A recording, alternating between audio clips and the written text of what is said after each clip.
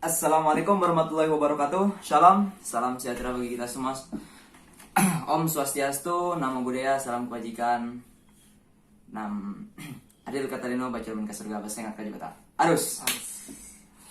Kali ini kami berdua hendak mulai video. Ya. Kami mau bikin video edupreneurship. Edupreneurship yang dipisah katanya menjadi education dan entrepreneurship. Oke. Ini tugas dari Pak Citra ya. Jadi dalam kuliah online dapat tugas ini, dan matkul yang satunya yang diampu oleh beliau, Sintek, itu dicutikan dulu. Masih belum ada kelanjutan karena sangat tidak memungkinkan jika dengan kuliah online, karena ketidakefektifannya itu sangat terlihat sekali. Oke, seperti yang sudah dikatakan saya tadi, Education dan entrepreneurship. Ya, betul. Ini kan nggak ada orang yang lain.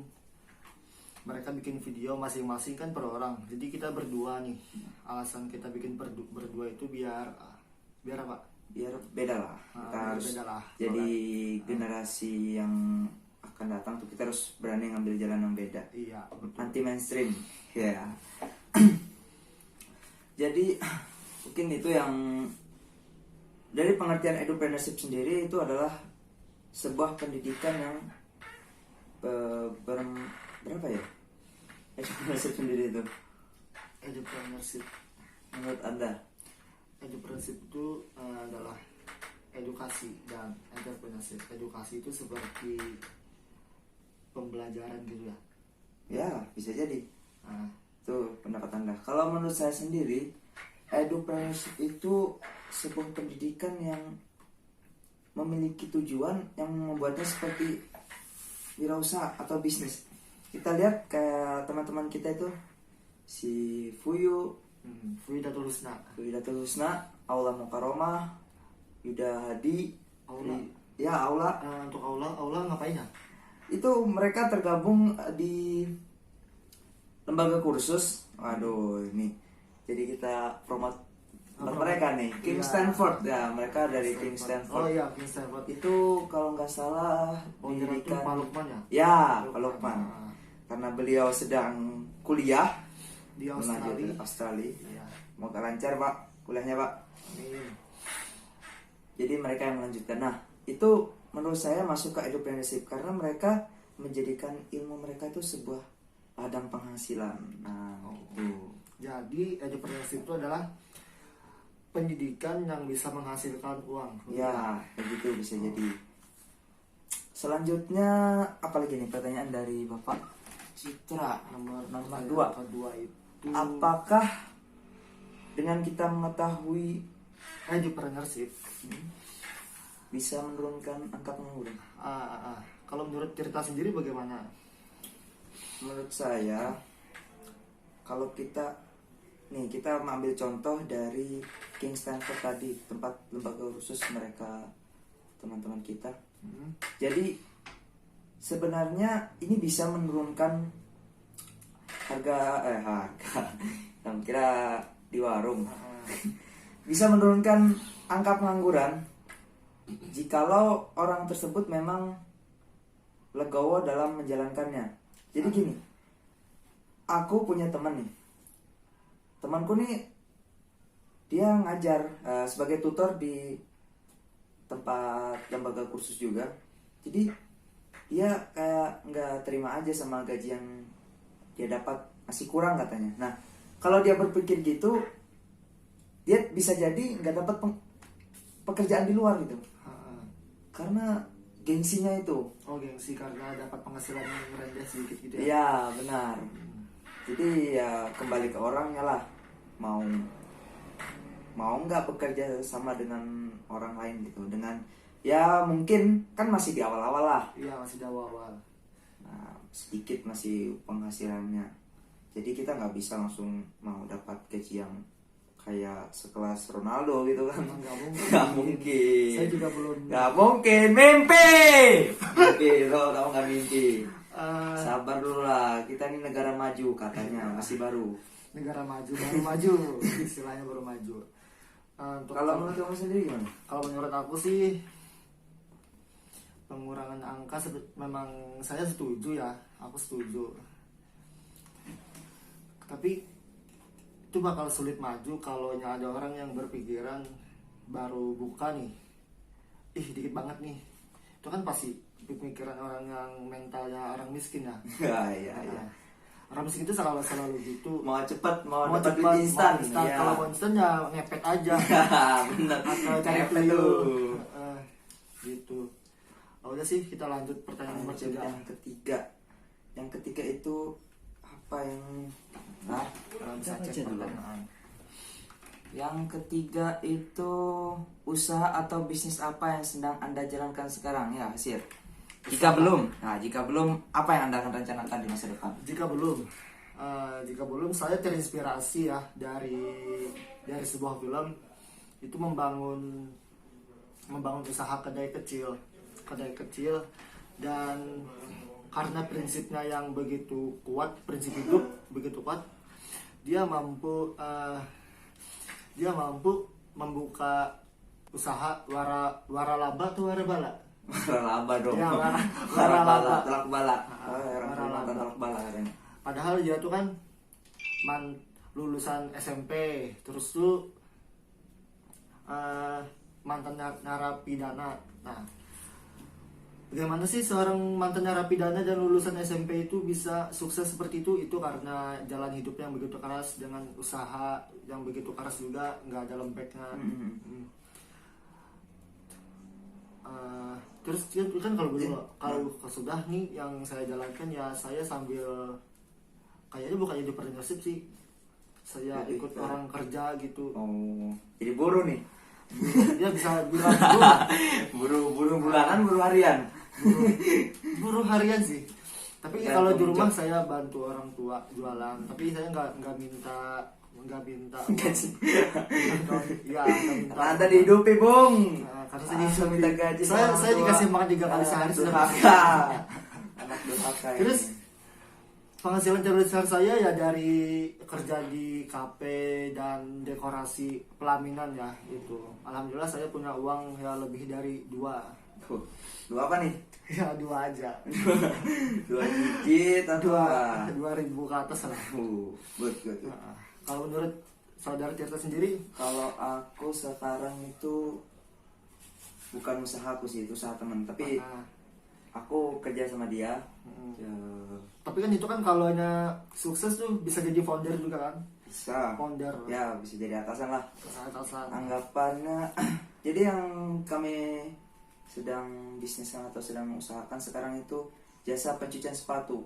Nah, ini terlihat kayak sepele gitu, tapi bagi orang yang mencintai sepatu, wah, Anda kalau memang benar-benar mencintai sepatu pasti Anda akan menyayanginya. Anda akan lakukan apapun untuk sepatu Anda. Terlihat bersih terus. Ya. Awet. Jadi usaha ini namanya Penyo Station, cuy.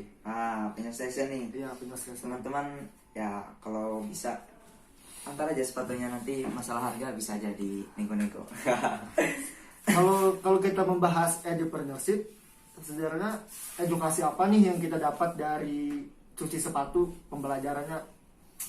Pembelajarannya ya, kita menjadi orang yang bersih, menjadi orang yang penyayang, karena kita dimulai dari hal kecil, dari alas kaki. Terkadang kita tuh terlalu menyepelekannya begini.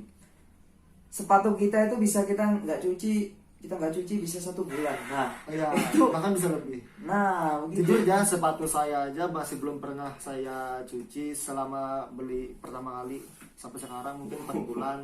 Oh, sepatu COD itu. Iya, sepatu cowok. Sepatu brand lokal cowok. Nah, iya.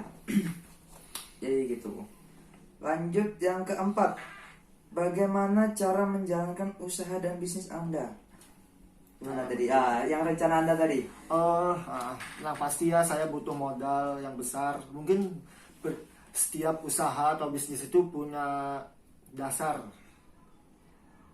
Kalau bangun usaha tanpa dasar, nggak bakal jalan, mungkin bakal amburadul gitu. Bisa jadi nggak punya tujuan mau kemana nih kapal. Ya, Ya, nggak punya kita tujuan belajar sama itu harus sekali. Ya. tahu kemana arah dan tujuan. Jadi mungkin maksud yang dari dasar buka usaha tuh kayak seperti instruktur Gimana? gimana ya bilangnya ya, seperti pembangunan tempatnya, terus tuh Infrastruktur. infrastruktur pembangunan Apa-apa nih? dan terus tuh juga pemetaan tempat-tempat penarahan seperti kursi, meja, itu kan harus terlihat bagus tuh. Ya, Apalagi benar. kita hidup di 2020 yang serba modern, anak-anak serba panjat sosial. Pansos nih. Pansos nih, kalau gak pansos Nanti datang ke kedai hasir, ya. tuh kalau yang mau pansos tuh kayaknya calon-calon orang masih neraka. Ansos. Saya lupa hadisnya tuh. Nah, nanti aja. Taruh aja di sini. Saya taruh di deskripsi ya. Terus tuh ya yang penting punya motivasi lah. Benar. Dan tempatnya harus strategis dalam pembuatan kedai itu. Mau bikin kedai di pinggir kuburan, siapa mau beli? Mungkin banyak sih, nggak kelihatan aja orangnya. Kalau aku sendiri menjalankan bisnis ini part time sih. Semuanya dari bos saya awalnya. Kalau saya sih hanya tahunya saya kerja, jalan usahanya calling, ada sepatu, part time lah. Dimana ada sepatu saya kerja, nggak kayak PNS gitu. Saya tidur, Dapat duit. saya duit ngalir terus. Ngapain aja duit ngalir lah. Oke, yang kelima, motivasi apa yang membuat Anda menjalankan bisnis tersebut? Nah, ini untuk motivasi nih, kayaknya bagus, unik atau unik. Motivasi saya untuk menjalankan bisnis itu ya biar saya kangen nih dengan keadaan kurang duit. Kok bisa? Gimana kan kita kalau kekurangan duit itu kan kayak bakal aduh gimana nih cara duit nih. Aduh mau ini nggak ada duit, gitu kan. Kalau kita punya banyak duit kan, jadi kita tuh bisa beli apa aja. Kita bisa mau ini tinggal beli, tinggal ini tinggal beli. Kan kalau yang kurang duit, kita pasti mikir lagi cara cari kerjaan. Nah itu, jadi motivasi itu biar kangen dengan keadaan kekurangan duit. Kangen kapan Anda miskin itu? Ya, Pengen ini tapi nggak punya duitnya. Aduh. Kalau saya awalnya kami itu bertiga dari pencetus mau bikin penyu station. Sebenarnya bukan penyu station dulu. Kami awalnya bos saya itu menginginkan kami membuka penyablonan baju dan semacamnya lah. Saya orang mau pesan baju olahraga dan sebagainya. Awalnya tuh. Namun setelah berpikir sepertinya sudah terlalu banyak dan jangka waktu dalam pemutaran uangnya itu terlalu lama. Karena bisa apa ya? Tidak setiap saat, mungkin ada waktunya. Nah, dalam pemutaran itu terlalu lama. Lalu tidak lama kemudian awal dari tahun 2018 kayaknya. Iyalah 18 atau 19 kayaknya 19.